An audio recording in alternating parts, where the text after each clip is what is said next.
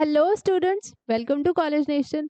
इस लेक्चर में हम लोग डिस्कस करेंगे बिजनेस कम्युनिकेशन के एमसीक्यूज को। और आपके सेमेस्टर एग्जाम के पॉइंट ऑफ व्यू से ये सारे ही एमसीक्यूज बहुत ज़्यादा इंपॉर्टेंट है, तो इन्हें ध्यान से देखिएगा। ठीक है। द वर्ड इंटरव्यू, ये जो वर्ड है interview, that is derived from, ये आया कहाँ से, कौन सी लैंग्वेज से ये वर्ड डिराइव्ड है? तो it is derived from French. ठीक है, फ्रेंच लैंग्वेज से ये वर्ड इंटरव्यू डिराइव्ड है। Interview which are taken on phone और वीडियो कॉल। ठीक है, आजकल के ज़माने में बहुत ज़्यादा इंटरव्यूज फोन पे और कॉल पे भी लिए जाते हैं, तो इस तरीके के इंटरव्यू को हम क्या कहते हैं? Telephonic interview. ठीक है, फेस टू फेस इंटरव्यू होगा नहीं, क्योंकि फेस टू फेस का मतलब है कि आमने सामने बैठ के इंटरव्यूअर और इंटरव्यूई दोनों ही आमने सामने बैठे हुए, तो फेस टू फेस इंटरव्यू नहीं होना चाहिए। नॉर्मल इंटरव्यू भी नहीं, इसका करेक्ट ऑप्शन है telephonic interview. The term interview refers to the conversation between, ये जो टर्म है इंटरव्यू, इसका मतलब क्या होता है? ये किन दो लोगों के बीच का कॉन्वर्सेशन होता है? तो it is a conversation between interviewer and interviewee. ठीक है, एक इंटरव्यूअर होता है बेसिकली जो क्वेश्चंस पूछता है, जो एम्प्लॉयर के साइड से होता है। ठीक है, जिसको भी अपने जॉब के लिए किसी का भी इंटरव्यू लेना पड़ता है, उसको हम कहते हैं इंटरव्यूअर। और इंटरव्यूई कौन होता है? जो वो इंटरव्यू दे रहा होता है, जो जॉब के लिए अप्लाई करता है, वो होता है इंटरव्यूई।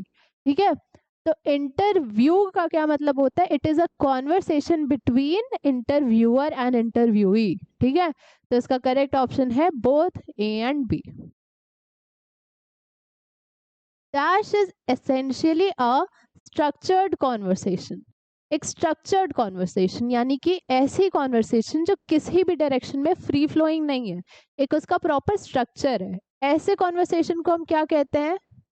इंटरव्यू। ठीक है, इंटरव्यू पे हम एक स्ट्रक्चर्ड कॉन्वर्सेशन करते हैं। ठीक है, फोन कॉल नहीं हो सकता है, क्योंकि फोन कॉल में फ्रीली किसी भी टॉपिक पे बात कर सकते हैं। बायोडेटा या सीवी भी नहीं होता है, तो इसका करेक्ट ऑप्शन है interview. What are the successful strategies for interview?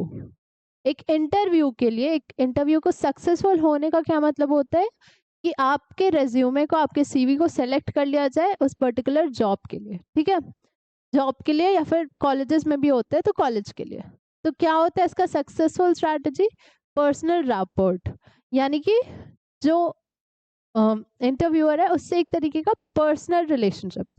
ठीक है, गुड आई कांटेक्ट, मतलब कि जब भी हम कोई भी आंसर दे रहे हैं, तो वो आंसर देते टाइम हम एक गुड आई कांटेक्ट मेंटेन करें। अब आई कांटेक्ट मेंटेन करने से क्या होता है? उससे पता चलता है कि जो इंटरव्यूई है वो बहुत कॉन्फिडेंट है अपने सारे ही आंसर्स को लेके। Clear idea of the key point, अब जो भी हम पॉइंट्स एलाबोरेट कर रहे हैं उसका एक क्लियर आइडिया होना चाहिए।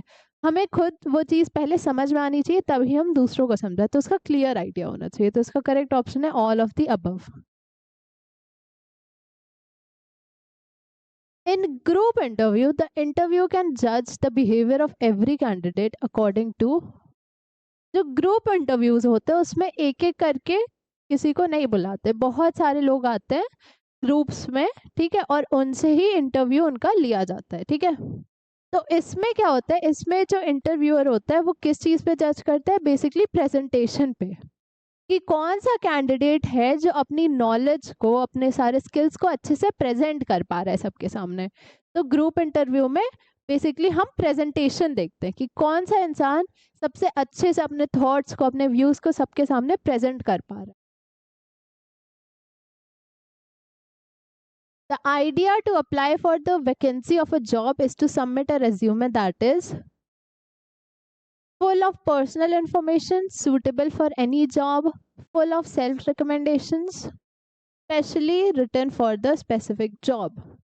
तो अगर हम कोई भी रेज्यूमे लिख रहे हैं किसी भी जॉब के लिए, तो उसमें सबसे पहले जो हमारा मोटिव होगा वो होगा कि हमारा जो रेज्यूमे है वो सूटेबल तो हो ही किसी भी जॉब के लिए, और स्पेसिफिकली रिटन हो। ठीक है, फॉर अ स्पेसिफिक जॉब, यानी कि अगर कोई एम्प्लॉयर है जिसको मार्केटिंग में चाहिए कोई इंसान, ठीक है, तो हमारा जो रेज्यूमे होगा उसमें ऐसी ही स्किल्स मेंशन होंगी, ऐसी क्वालिफिकेशंस मेंशन होंगी कि वो एम्प्लॉयर हमें सेलेक्ट कर ले उस स्पेसिफिक जॉब के लिए, ठीक है। हमारी सारी स्किल्स जो हैं उस एम्प्लॉयर की सारी नीड से मैच करनी चाहिए, तभी जो हमारा रेज्यूमे होगा वो एक आइडियल रेज्यूमे बन पाएगा। Your resume is a tool with one specific purpose. हमारा जो रेज्यूमे होता है वो एक टूल होता है जिसका एक स्पेसिफिक पर्पस होता है, और वो पर्पस क्या होता है? टू विन एन इंटरव्यू, यानी कि एक इंटरव्यू में सफलता प्राप्त करना ही हमारे रेज्यूमे का सबसे इम्पोर्टेंट पर्पस होता है। Which of the following should not be a part of resume. अब इनमें से कौन सा ऑप्शन है जो कि हमारे रेज्यूमे का पार्ट नहीं होना चाहिए?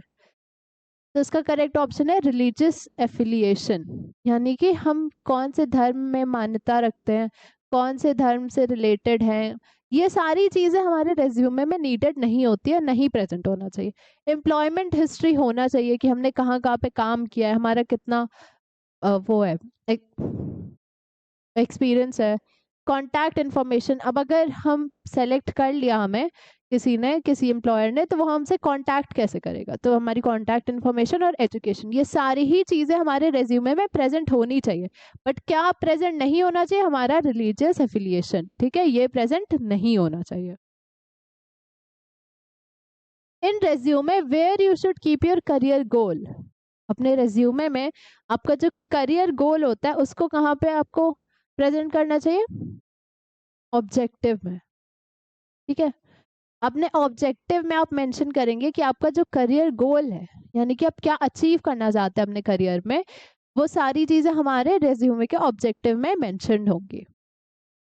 स्किल्स में बेसिकली आपने क्या क्या लर्न किया, आपको क्या क्या कौन कौन सी स्किल्स आती हैं, प्रोफाइल में नहीं होगा। और समरी बेसिकली आपके पूरे रेज्यूमे का समरी होता है, तो इसमें भी नहीं होगा। तो आपका करियर गोल जो है वो ऑब्जेक्टिव में मेंशन होगा। Resume is a dashboard which means summary. Resume जो होता है वो एक फ्रेंच वर्ड है, ठीक है। रेज्यूमे और इंटरव्यू दोनों ही एक फ्रेंच वर्ड है, और रेज्यूमे का मतलब क्या होता है? इसका मीनिंग होता है समरी, ठीक है, यानी किसी भी चीज का सारांश, किसी भी चीज का एकदम छोटे में जिस्ट, ठीक है। It is important that you include this section so that employers can see that you are worth hiring. ठीक है। अब कौन सा ऐसा सेक्शन हम मेंशन करेंगे अपने रेज्यूमे में जिससे हमें ये पता चले कि जो हमारे इंटरव्यूई है वो हायर करने के लिए वर्थ हायरिंग है, ठीक है। तो इसके लिए हम अपने स्किल्स को मेंशन करेंगे, ठीक है। अब आजकल तो बहुत ज़्यादा स्किल डेवलपमेंट प्रोग्राम्स आ गए हैं, गवर्नमेंट ने भी स्किल डेवलपमेंट में बहुत ज़्यादा फोकस किया है, बहुत सारे स्किल डेवलपमेंट कोर्सेज हैं, ठीक है। इसीलिए जो एम्प्लॉयज़ होते हैं वो सबसे ज़्यादा किस पे फोकस करते हैं? स्किल्स पे। इसीलिए हमें कहा जाता है कि अपने स्किल्स पे ज़्यादा ध्यान दो, ठीक है।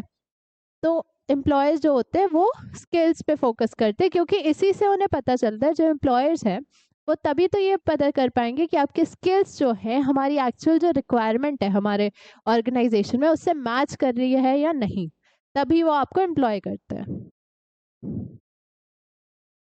Which of the following should not be mentioned in the resume. अब इनमें से कौन सी ऐसी चीज है जो कि रेज्यूमे में मेंशन नहीं करनी चाहिए? तो एक्सपीरियंस तो ऑब्वियसली, ठीक है, मेंशन होगी ही।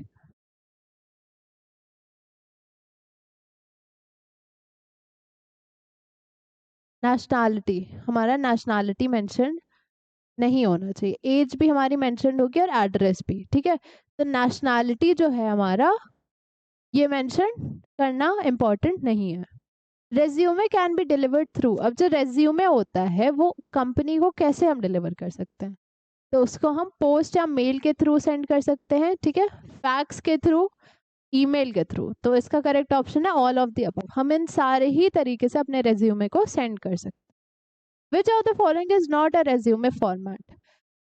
अब इनमें से कौन सा है जो कि एक रेज्यूमे का फॉर्मेट नहीं है? तो क्रोनोलॉजिकल एक फॉर्मेट है, टारगेटेड भी फॉर्मेट है और फंक्शनल भी फॉर्मेट है। तो इसका करेक्ट ऑप्शन है पोर्टफोलियो। पोर्टफोलियो हमारा किसी भी तरीके का रेज्यूमे का फॉर्मेट नहीं है, ठीक है। तो स्टूडेंट्स, अगर आप अपने सेमेस्टर एग्जाम्स की प्रिपरेशन को बेटर करना चाहते हैं तो आप हमारे ऐप पे, कॉलेज नेशन के ऐप पे जाके 499 का एक कोर्स परचेज कर सकते हैं, जिसमें आपको आपके जितने भी सब्जेक्ट्स हैं उन सब का रिकॉर्डेड लेक्चर मिलेगा, सारे पीडीएफ और नोट्स प्रोवाइडेड होंगे उस सारे सब्जेक्ट के, सारे चैप्टर्स के, और आपको एमसीक्यूज भी प्रोवाइडेड होंगे प्रैक्टिस के लिए, जो कि सब्जेक्ट वाइज भी होंगे और चैप्टर वाइज भी होंगे। तो आप इस कोर्स को हमारे कॉलेज नेशन के ऐप पे जाके चेकआउट कर सकते हैं। Thank you so much.